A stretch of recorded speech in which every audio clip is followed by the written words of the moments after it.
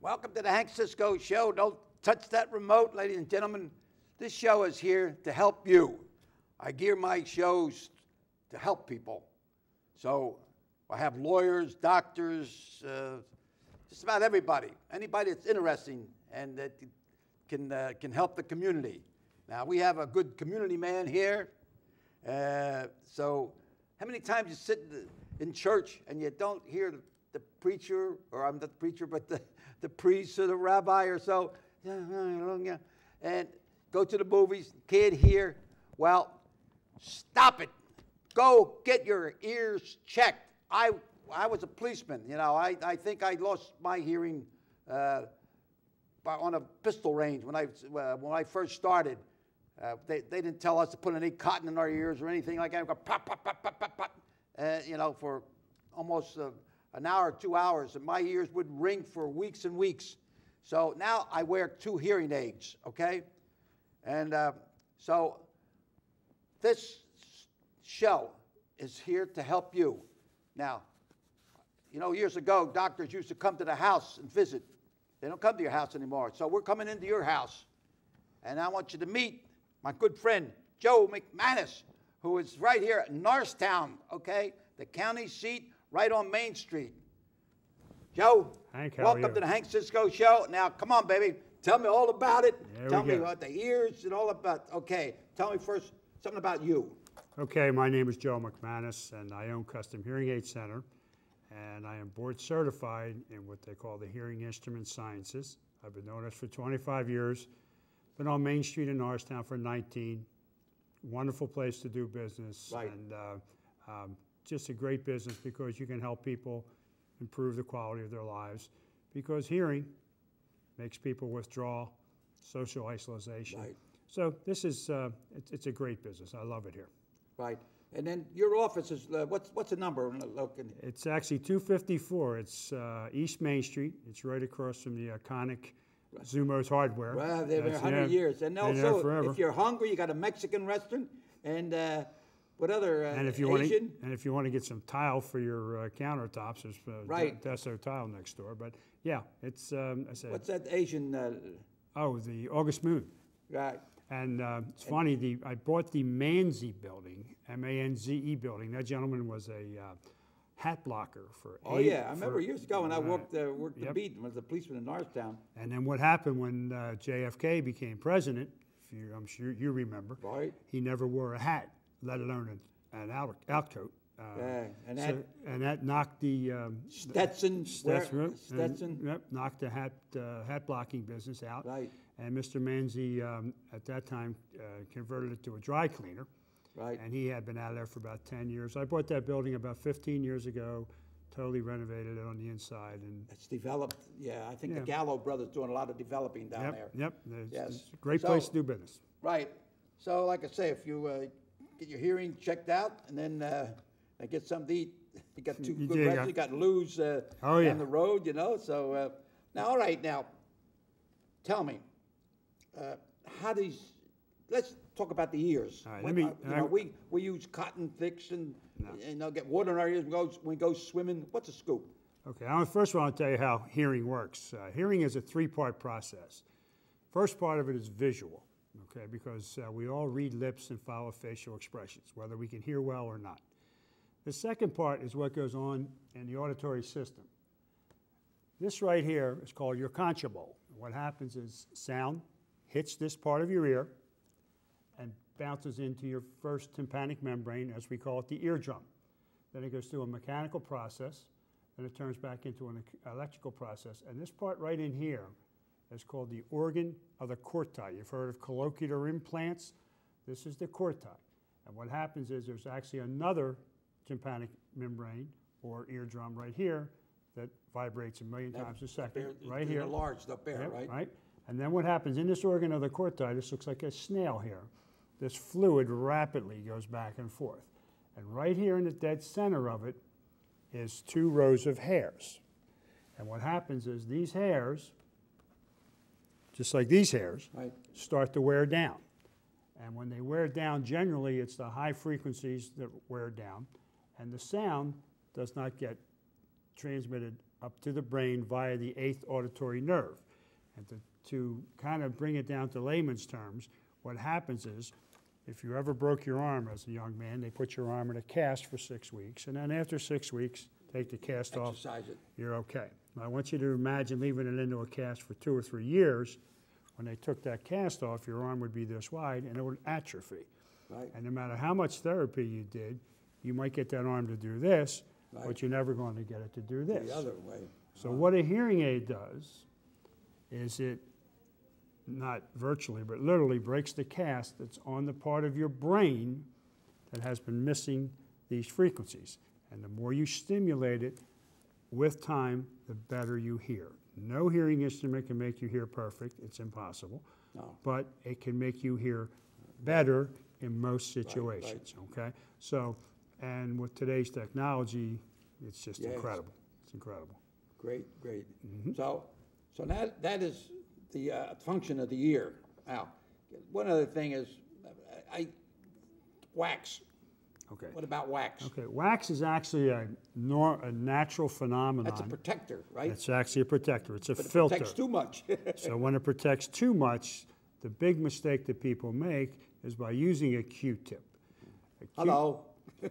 Right. A Q-tip is good for a baby's butt, not for your ear, okay? Because what happens is the wax migrates into the canal, okay? And then it naturally works its way out in most cases. Now, when you take that Q-tip, you're pushing it back in. Yeah. Because a Q-tip is a piece of cotton. Right. So there's no way it can scoop and remove. No. So what happens is, instead of the wax coming out and migrating out, it starts going this way, and then it creates a wall. And the only real true way to get it, there are Devrox drops and things that help, but the best way is to go to your family physician and have it, removed by. I remember years ago, my mom, they used to put hot oil. Well, we have an earache. We used to have. Yeah, right, and that would just soothe the tympanic membrane. That had nothing to do with oil. In the old days, they had the wax funnels. Remember? Yeah. They were and actually, believe it or not, that works. Except I wouldn't recommend it. What was that? They used to do that and light a candle or something. Light a candle, and they heat. Well, it's called ceruleum, not wax, but it is literally like a form of wax, and it would melt and come out of your ear. Yeah. I don't recommend it, but... a couple of little prayers to go with it, too.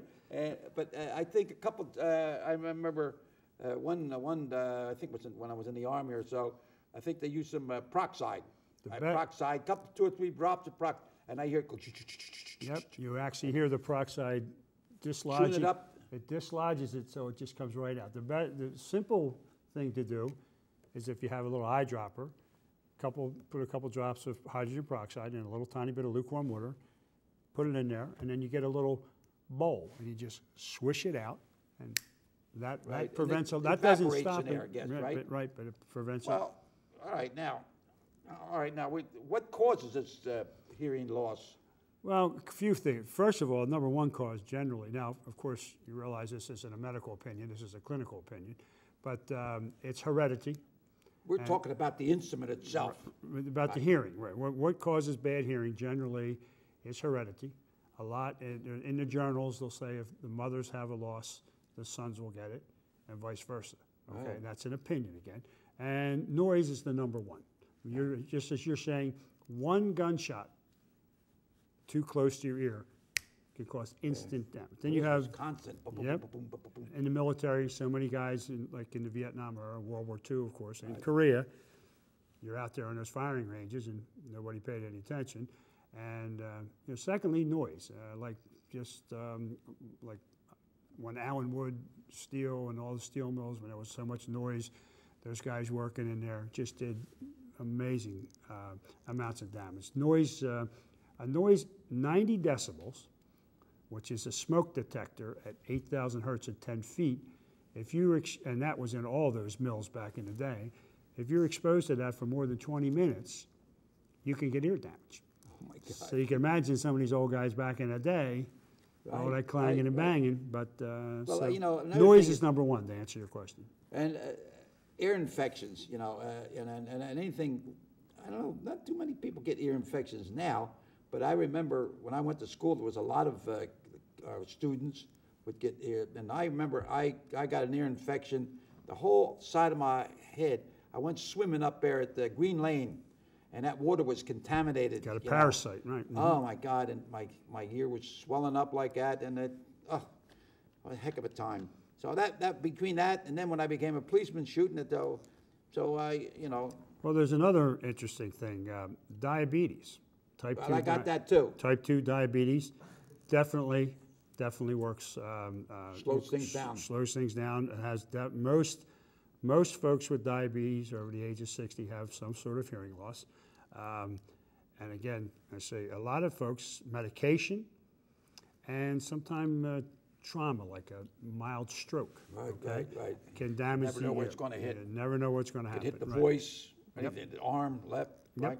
And what happens is, and sometimes it comes back, and sometimes it doesn't. Right. I know.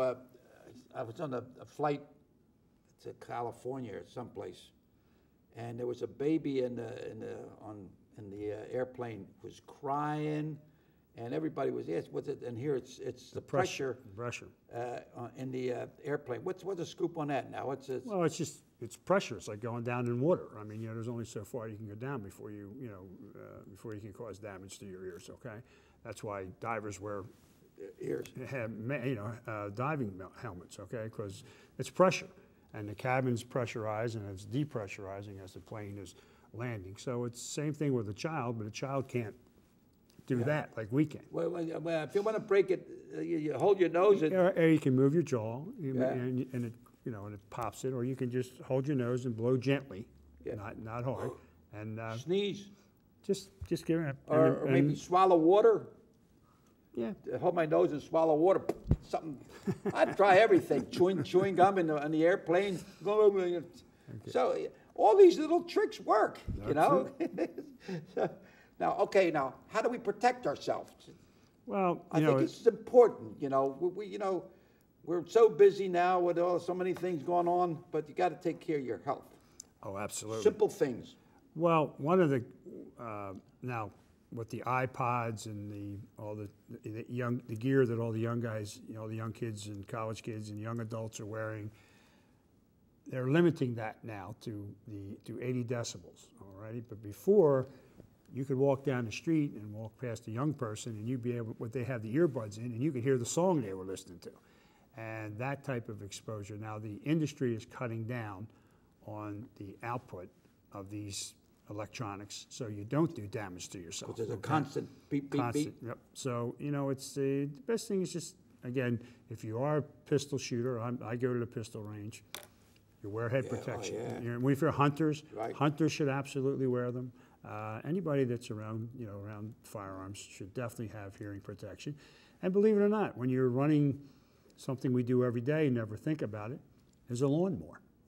Oh, yeah. A weed whacker. I see a lot of guys have the things there. Yeah. And you could go, in most places, in most lawnmower shops, you can buy these little spongy things, and you scrunch it up, you put it in your ear, and it expands, so you still can hear, but that constant... It slows that. Right, that lawnmower, the weed whacker, the blowers, the power blowers, I mean, that stuff, it just does damage.